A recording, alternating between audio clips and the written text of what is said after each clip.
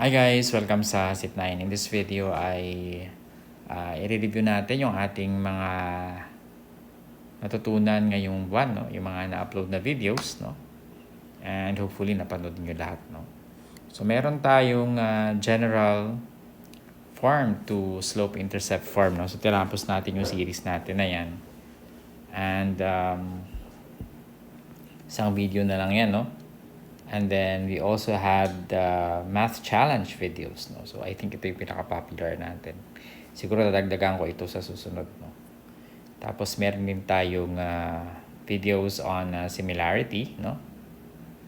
And susunod ay yung perimeter.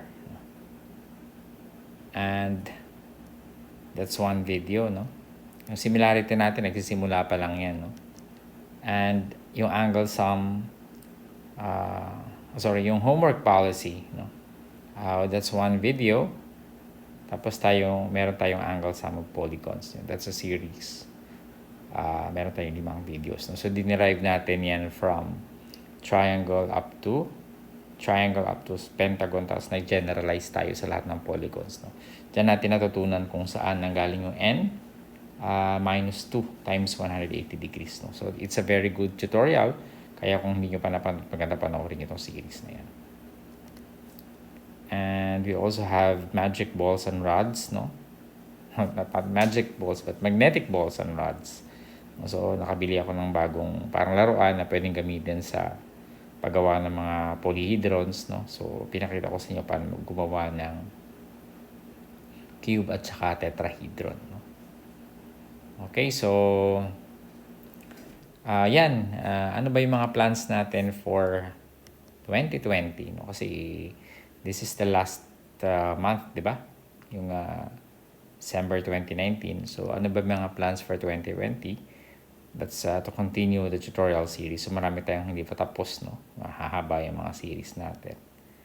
And siguro revise natin yung mga old series natin. May mga videos tayo ng 2014 pa, hindi masyadong malinaw na ngayon, no, sa mga screen natin ngayon. So, I'll try to revise, no, re-record old videos, no, and syempre mas maganda kung ma-improve din natin. We will integrate manipulatives. Kung nakikita nyo yung previous videos ko, meron tayong mga laruan, mga toys ng math, no. And siguro more app tutorials, no. And more tutorials on geometry. So, marami tayong algebra, no? Calculus, pero wala tayong geometry. So, huwag kayong mag-alala, may mga nakapila na tayong tutorials dyan. Regular math challenge videos, no? At least 4 times a week. And more book reviews. Okay, so I think those are the big plans for 2020. No? Lagi nyo lang ako ipag-pray na sana ay maganda yung aking health, no, para at least makapagturo pa ako sa inyo palagi ng math, no. Maraming salamat.